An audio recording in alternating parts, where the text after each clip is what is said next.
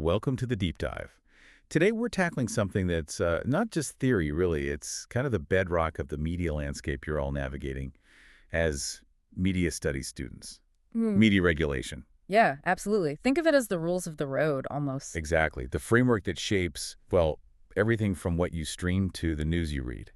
And it's not static, is it? It's always shifting, which I think makes understanding the underlying ideas even more important for anyone, heading into media jobs. Totally agree. And to get a handle on these ideas, we're doing a deep dive into some key research. Yeah. Specifically, the work sociologists Sonia Livingstone and Peter Lunt have done over, decades now, on UK media regulation. That's right. And their big finding, or one of them anyway, is this constant tension, this pull between seeing the audience as consumers on one hand And citizens on the other. So our mission today is really to unpack those two models. What do they actually mean? What are the implications in the real world? And importantly for you listening, how do they shape the media you're studying and, might soon be working in? Sounds like a plan. Okay, so let's jump in. This idea of the audience as consumers. What's the core thinking there? Okay, so the consumer model, basically, it treats the audience like customers in a shop. You, the viewer, the listener, you've got choices. You decide what you want to buy with your attention, essentially. Right. And the media industry's job is just to supply whatever's in demand. Pretty much. The focus is heavily on choice, variety, keeping the government out of it as much as possible. It's market-driven. So that's the world of, scrolling through Netflix forever. Or the millions of videos on YouTube, the Spotify playlist tailored just for you. We're the ones choosing. Precisely. You've hit it. And Livingstone and Lunt point out that a really key part of this is self-regulation through that choice. Don't like it, switch off, click away. Your remote is your vote kind of thing. Sort of, yeah. Your choices send signals to the market. And the theory goes, this encourages a huge range of content because companies try to find their niche, capture different groups of consumers. It's like their analogy is a supermarket. Oh, I like that. The supermarket analogy makes sense. You wander down the aisles, pick what you fancy. Grab what appeals right now. Yeah, the supermarket isn't really worrying about whether you should be eating broccoli, just whether you'll buy the chocolate bar. Exactly. It's about facilitating your choice, not guiding it towards some idea of good. Now let's flip that. Contrast it with the citizen view. Okay, so this is different. This isn't about individual buying choices. Not primarily. It shifts the focus. It sees the audience as members of society and media as having a role or responsibility beyond just selling stuff. So it's about media serving a public good, like informing people, education, supporting democracy, that kind of thing. Precisely. And that naturally implies, maybe a bit more government involvement, or at least a stronger framework to ensure those needs are met. Because the market alone might not provide everything needed. That's the argument. The citizen model says some content is vital for society. Think deep news investigations, quality kids shows even if they don't top the ratings charts. The classic example here is often the DBC, right? It is, yeah. While they obviously make popular entertainment, their core mission, their public service remit, includes things like documentaries, news, educational stuff, things that aren't purely driven by chasing eyeballs or clicks. So the idea is media as a service with a civic purpose, less about just selling us what we want the second. And more about ensuring access to things we might need to be informed citizens. Fair, accurate, challenging content. Livingstone and Lunt use another analogy here, don't they? The school one. They do. Like a school curriculum decides certain subjects are essential for development, even if, kids aren't demanding trigonometry lessons. Yeah, fair point. The citizen model suggests a healthy media diet needs certain ingredients for the good of society, even if they aren't the most instantly popular. Okay, so we've got these two opposing ideas. Consumer choice versus citizen needs. And Livingstone and Lunt's big point is that these are often pulling in different directions. Exactly. They're in tension. And their research, particularly looking at the UK, suggests that, since around the 2000s, the balance has tipped. Tipped which way? Towards the consumer model. Regulation has increasingly favored the idea of the audience as choosers in a marketplace. Right. So, okay, more choice, more stuff driven by what's popular. What's the downside? What's the trade-off Livingstone and Lunt identify? Well, the main concern they raise is that you risk losing those public service benefits. You get loads of entertainment, sure, but maybe less of the stuff that holds power to account or provides really high-quality, universally accessible learning resources. Does loads of choice automatically mean we're better informed or more engaged as citizens? That's the question. Yeah, it does make you wonder, are we swapping substance for surface, depth for clicks?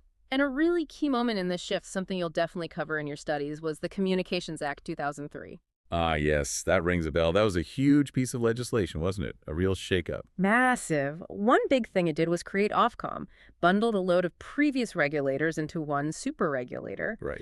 And it also aimed to boost the independent production sector, get more diverse voices making content, which is, potentially a good thing. But there's a but coming, I feel.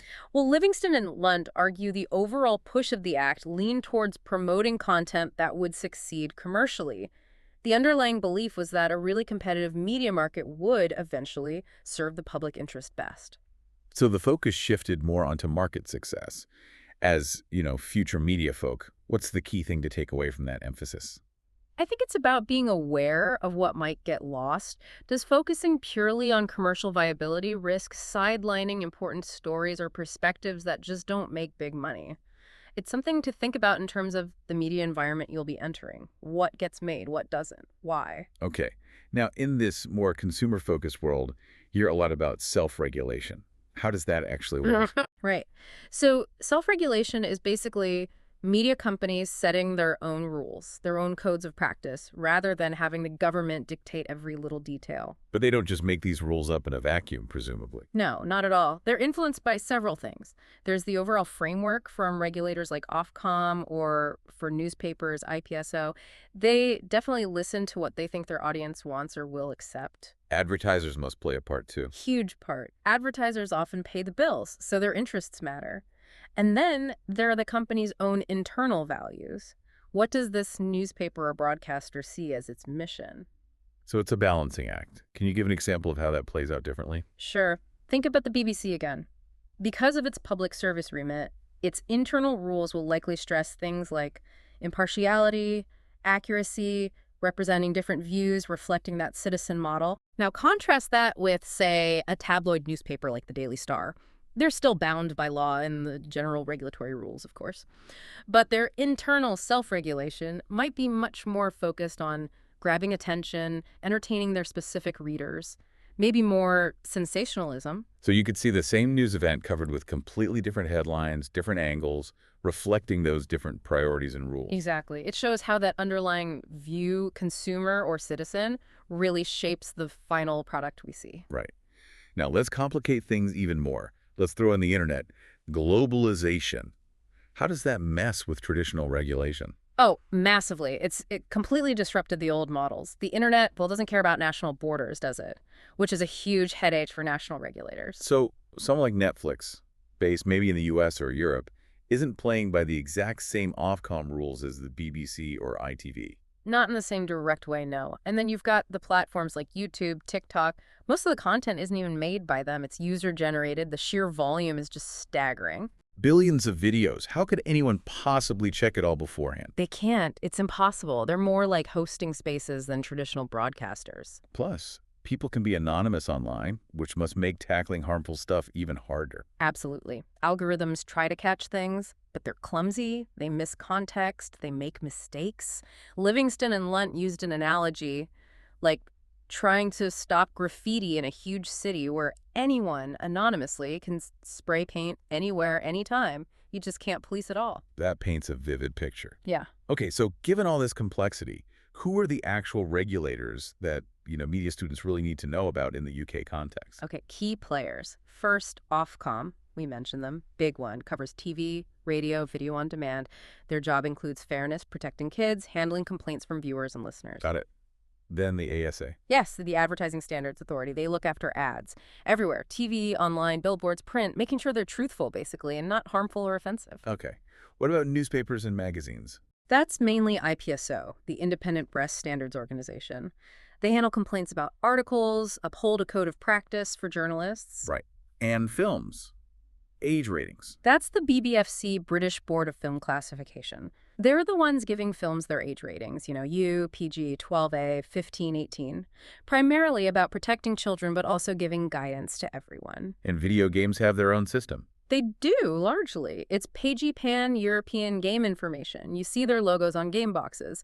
Again, it's about age ratings and content warnings, mostly aimed at parents. Okay, that's a helpful rundown. Yeah. So as we wrap up this deep dive, it really brings us back to that core question from Livingstone and Lunt, doesn't it? This tension. Between what people want as consumers and what perhaps they need as citizens.